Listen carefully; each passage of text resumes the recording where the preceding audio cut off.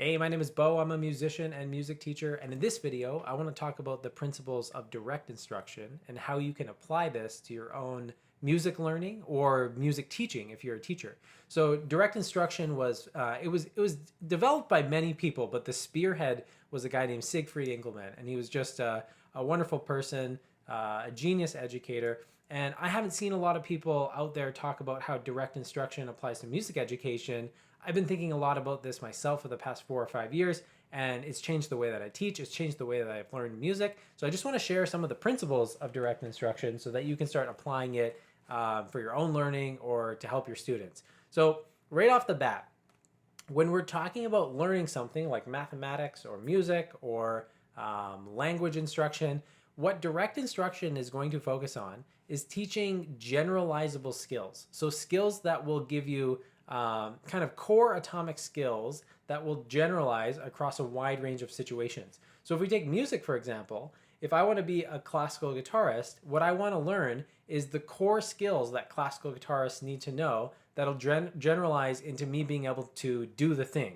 And so doing the thing probably means performing classical guitar concerts or recording classical guitar albums or playing with other musicians. And so we have to take a step back and think, what are the component skills and what are the component pieces of knowledge and information that a well-rounded classical guitarist would have.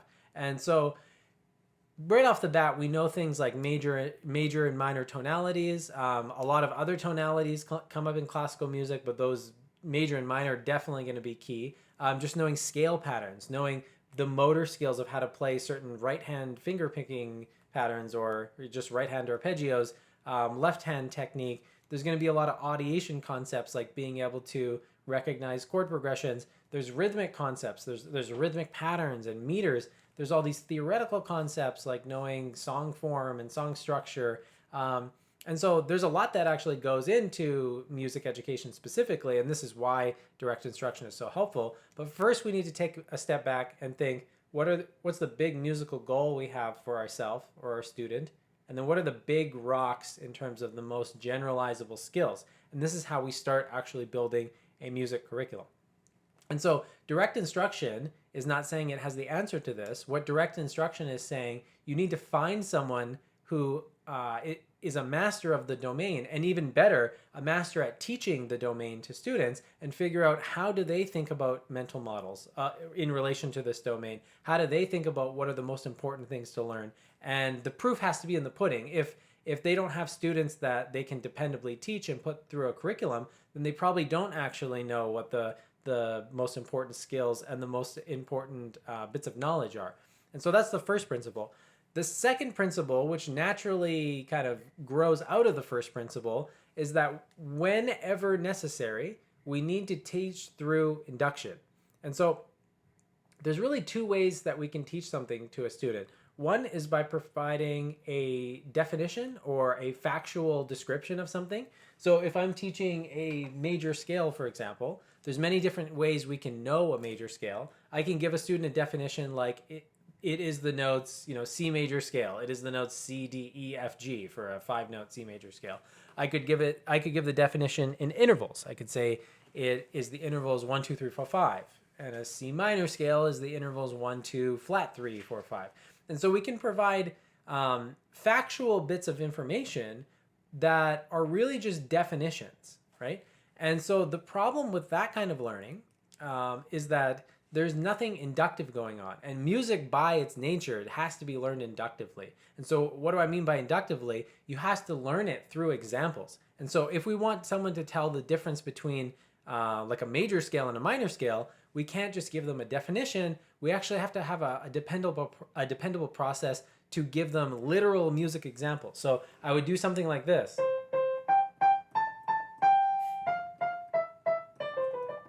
I would say that's major, and then I would do this.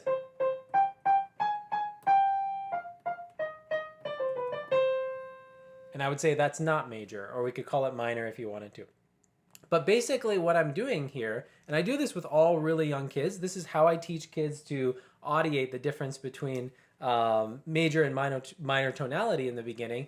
I show them a familiar song, and I say, hey, this is Twinkle, Twinkle, Little Star in major, and I let them listen to it. Preferably, I don't let them look at my hands because I want them to be depending on their actual ears. Then, once I know they're familiar with that sound, then I will play them a different example. So, Twinkle, Twinkle, Little Star played in minor. And I try to keep everything the same except that one change. I just change it from major to minor. And in the beginning, you have to show them and give them the answer. So, I say it's major, then minor. And I give them as many examples of that as I think they need. And then I start quizzing them. I say, is this minor or major? In the beginning, what you can actually do is you can just ask them if it's major or not. And I'll have another video getting into the specifics of how to do that kind of thing. That's typically just treated as ear training. But if you are in the habit of thinking of that as ear training, you're kind of totally missing the boat, because that type of inductive understanding of a musical concept is really the only way you can say you understand a musical concept. So if you say you understand that Twinkle Twinkle Little Star is made up of a C major scale or a C minor scale, but you can't actually recognize it when you're hearing it, it's proof that your theoretical concept has not fused with your audiation, and the theoretical concept is actually not usable.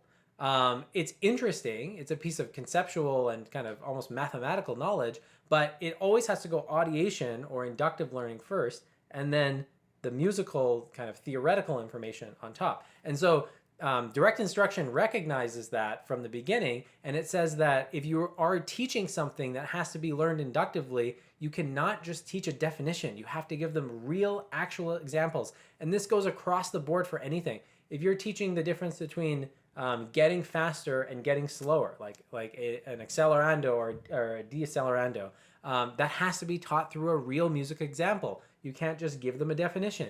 If you want to show them the difference between piano and forte, has to be a real example. And music is actually a field that is just full of things that scream out for inductive learning, but a lot of teachers, unfortunately, don't have that as a mental model very clearly in their mind. They kind of loosely understand that music is a sound-based art form, and even more so an audiation-based art form, but they haven't really taken that to its logical extreme. And so that's just a wonderful principle that direct instruction acknowledges right from the beginning of education. So the next principle of direct instruction is that there should be high student engagement and high student success. And so when we are teaching, I mean, unfortunately in a YouTube video, I'm kind of assaulting you with information, and hopefully it's enough to hold your interest. But in an ideal situation, if we were having a conversation, I wouldn't be talking for 8 minutes straight or 15 minutes straight or however long I'll end up going on for here. There would be some back and forth. I would be checking in with you before I go on. Do you actually understand what I'm talking about? I'd be asking you little probing questions, at least getting you to repeat something. You know, what was that word I kept saying a minute ago? Induction. What does induction mean? When you learn something through examples. Now, a key point of direct instruction is that it demands this back and forth interaction with students. Direct instruction does not assume that people just learn things from hearing. Now, if you are a well-educated individual with a big vocabulary and a prerequisite set of mental models, you're having no problems keeping up with what I'm saying. And hopefully, if it's interesting enough for you, you're really kind of on the edge of what I'm saying. But when you're teaching people stuff that's really challenging for them and new for them, you can't just assume that presenting information is a guarantee that they're going to learn things. And this is why so many kids really struggle in school, is because teaching is often thought as a presentation exercise rather than a way to help the student learn something and ensure that the student is learning something. And so one thing we can do as a music teacher is when we give students a little piece of musical content, like let's say I teach a student that an A minor scale has these notes in it, A, B, C, D, E. I'm going to immediately ask them, what notes are in the A minor scale? And I'm going to wait for the answer, A, B, C, D, E. I'm not just going to assume that because I've told someone something, they're going to understand what I'm saying. And so there has to be a continual checking in and checking for understanding. I like that term, checking for understanding. And so in direct instruction, We don't wait to give someone a test till the end of the lesson, or God forbid, the end of the week or the end of the month to check in what they're understanding. We are immediately checking in for understanding right now. We present something to a student, we ask them a question about it, and that question gives us feedback as teachers for whether what we said landed or we need more practice. And it's quite a simple thing. It seems so mind-numbingly obvious, but it's so easy as a teacher because you probably have a very advanced knowledge base to just assume that the student knows what you're talking about. And a lot of students will quite frankly just nod along politely because they don't want to make it seem like they don't know what they're talking about. And so I've even told students, when we're doing a lesson and we learn the name of a new chord, like this is a C major 9 chord or a C major 7 or whatever, I want you to actually say that with me because it's going to engage your brain more than just passively listening to me. Passive listening is fine when you're really intrinsically motivated about the topic, but with a student, we want to make sure they're listening to us and engaging with us, and having them just repeat vocabulary at a very baseline minimum is a way to ensure that they're responding to us. Beyond just repeating vocabulary, I might ask them questions. Well, what's the root note of the C major 7 chord? What's the 7 of the C major 7 chord?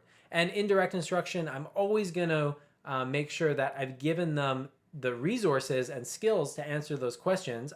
As a direct instruction teacher, I wouldn't ask students to do things that I don't expect that they can get right. I would prepare them for those questions, but I'm gonna ask them those questions and check for understanding, have them repeat basic information. And this is something I even do when I'm practicing. So, when you're learning something new on your own, it can seem like, okay, I'm reading this music book. It says that, there's this chord to this chord, and you can kind of just passively read it and think that you understand it. But it's much better to actually repeat something out loud to yourself.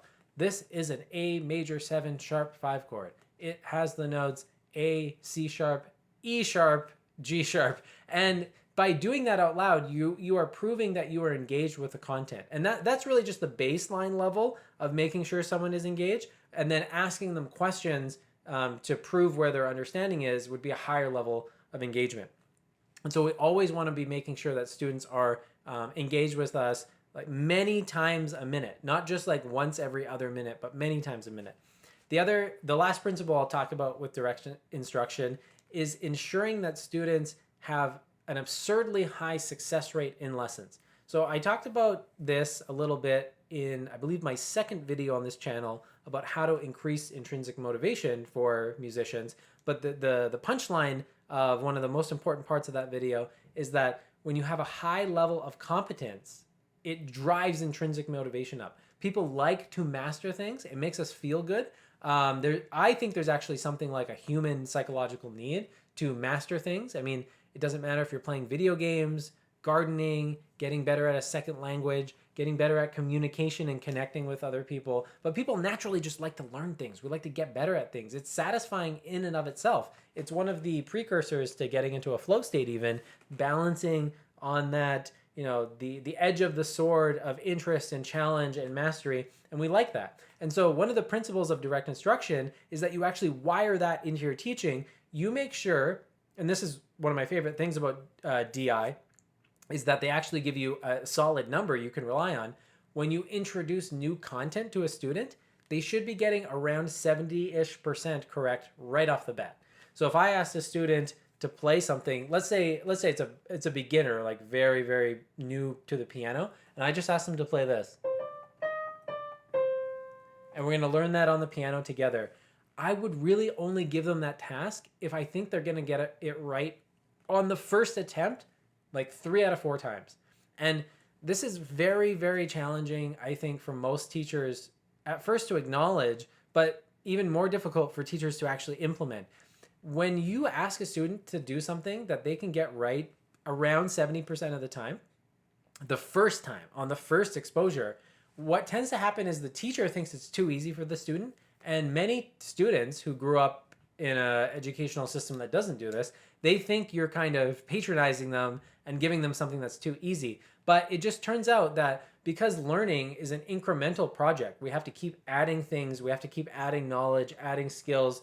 Every day we get faster at something or make it more complicated. It turns out that when you start with material where you're getting 70% correct on the first exposure, you have a much easier time building the next layers on it. If I work on something where I'm not getting very much right and it takes me a lot of time just to pull the thing off, it's very unlikely the next day I can come back to that and add something more complicated onto that. And so that's a very important principle of direct instruction, is that we teach to mastery. We teach concepts to mastery. So things aren't just glossed over and then moved on from. We have students master skills, but the mastery learning is not punishing, because we're having them master things that are just within their reach and just within their reach. And what this does is it creates a situation where the student really feels a strong sense of accomplishment and positive self-efficacy, because they can see, like, man, every time this guy's asking me to do something, I can freaking do it. I'm just knocking it out of the park. And it's crazy when you start scheduling your own practice sessions and sequencing your own practice activities for yourself as a musician, and you sequence it like this, where you're always just working on things that are just a little bit outside your reach. So the first time I try it, I should be getting it right 3 out of 4 times, roughly. And then I might need a little bit of practice, like 5 or 10 reps, just to like polish something up. And then I come back the next day or after a couple days of practice and I got it. And now I can add something new, and now I can add something new. And so, Engelman called that, Siegfried Engelman called that mastery learning. And it's just kind of crazy once you see what's going on in the education sphere at large. The main reason that, intelligent kids are excelling is not because their IQs are high or whatever. It's because they've been given tasks that are easy for them to do and they're just crushing it. So if you take a kid with like super high IQ, but you make it so they're only getting 20% right on first exposure, they actually struggle just as much as people with lower IQs. Now, obviously, IQ is a real thing, but we don't really want to be focusing on that when we're teaching. We want to be focusing on what can someone actually handle. I mean, I don't really care what someone's IQ is or what someone's music aptitude is. My job as a teacher is to give them tasks that are achievable and manageable by them. And it just turns out if you sequence things like this, so they're getting 70% right on first exposure, feels easy for them, things move along very fast. And then after like 6 months, couple of years of that kind of practice, the learning looks like this. It's exponential. So it has a almost like a compound interest growth curve. It doesn't grow linearly. You don't add content linearly. In the beginning, it feels like it's slow and you're only adding things once in a while. And then bam, it just all of a sudden, the student's ability to generalize, going back to the first thing, just gets enhanced like crazy. And so that's a real kind of big picture overview of direct instruction. There is a lot more that goes into direct instruction, but I think those are the key concepts that you need to know as a teacher. So if you have any questions or comments, you know what to do down below. My name is Beau. I offer online guitar lessons and piano lessons. That's right, I teach piano too. So if that's something you're interested in, shoot me an email. Thanks so much for tuning in. Have a wonderful day.